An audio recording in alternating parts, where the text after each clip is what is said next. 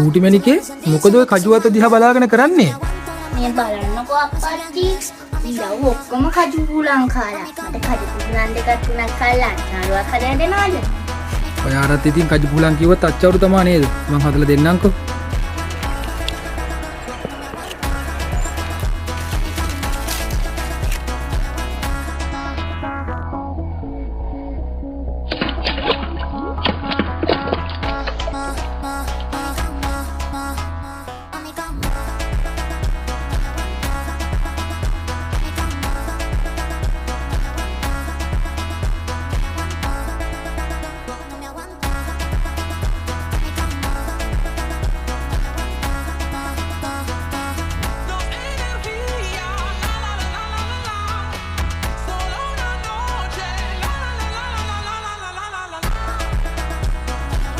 චූටි මැනිකේ බේන් කජු අච්චාරු ඇදුවා.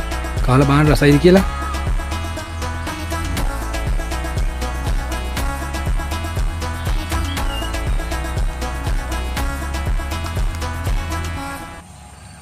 හරිමලා හයි අප්පච්චි.